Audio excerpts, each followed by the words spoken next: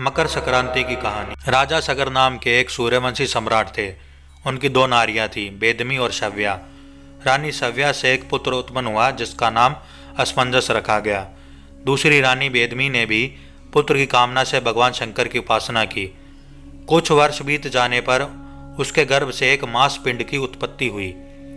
उसे देखकर वह बहुत दुखी हुई और उसने भगवान शिव का ध्यान किया। तब शिवजी ब्राह्मण के वेश में उसके पास पधारे और उस मांस पिंड को 60,000 भागों में बांट दिया। वे सभी टुकड़े पुत्र रूप में बदल गए। तब राजा सगर ने 100 अश्वमेध यज्ञ करने का संकल्प लिया।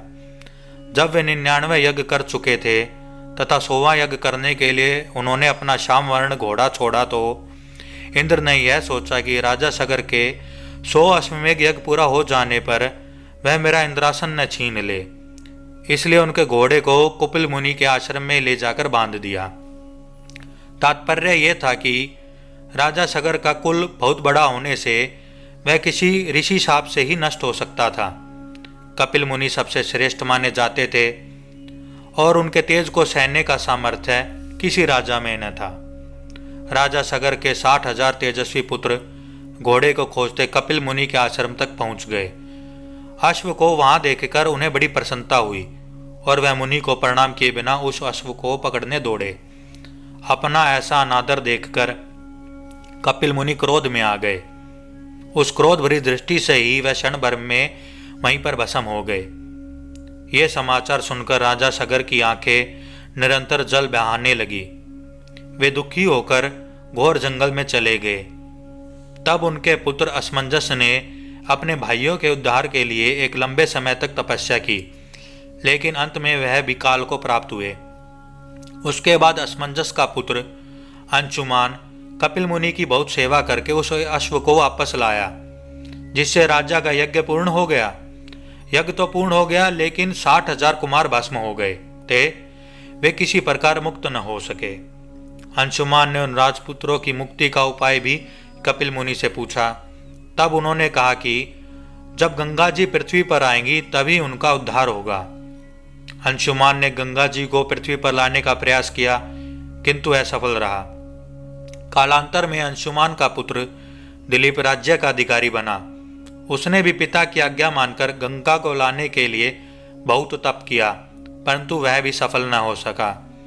फिर राजा दिलीप के पुत्र भगीरथ ने गंगा को धरती पर लाने का निश्चय करके बहुत समय तक तपस्या की। तब शिवजी के साक्षात दर्शन उन्हें हुए। उनकी दिव्य झांकी पाकर भगीरथ ने उन्हें बार बार प्रणाम किया और स्तुति की। उन्हें भगवान से अभिष्ट वर भी मिल गया। वे चाहते थे कि मेरे पूर्वजों को मुक्ति मिल जाए। भगवान ने गंगा से कहा, हे सुरेश्वरी, तुम अब भी भारतवर्ष में जाओ और मेरी आज्ञा अनुसार सगर के सभी पुत्रों को पवित्र करो। तब श्री गंगा जी ने धरती पर आना स्वीकार कर लिया। जिस समय गंगा पृथ्वी पर आने को हुई तो उस समय उनके वेग को संभालने के लिए शिवजी ने उन्हें अपने मस्तक पर धारण किया और वे गंगाधर के नाम से विख्यात हुए। फिर जब जटाओं में से उन्होंने एक बूंद छोड़ी तो गंगा का पृथ्वी पर अवतरण हुआ। गंगा भूतल पर उतरकर राजा भगीरथ के पीछे पीछे चली। गंगा के वेग के कारण मार्ग में ऋषि का आश्रम बह गया। तब मुनि कुपित हो गए और सारी नदी का आचमन कर गए। तब फिर भगीरथ की आराधना से जब मुनि प्रसन्न हुए तो गंगा को अपनी जंघा से प्रकट किया। तब गंगा जाह्नवी कहलाई। फिर राजा भगीरथ गंगा की स्तुति करके उन्हें अपने साथ वहां लेकर पहुंचे जहां सगर के 60,000 पुत्र जलकर भस्म हो गए थे। परम पवित्र गंगा जल का स्पर्श पाकर वे राजकुमार बैकुंठ को चले गए। भगीरथ अपने पूर्वजों को तारकर कृतकृत्य हो गए। चूंकि राजा भगीरथ गंगा को पृथ्वी पर लाए, इसलिए गंगा को भगीरथी भी कहा जाता है। उसके बाद गंगा जी सागर में जाकर मिल गई। कहा जाता है कि जिस दिन गंगा जी कपिल मुनि के आश्रम में पहुंची उस दिन मकर संक्रांति का दिन था, इसलिए इस दिन सभी श्रद्धालु गंगा सागर पहुंचकर गंगा स्नान करते हैं। ओम नमः शिवाय।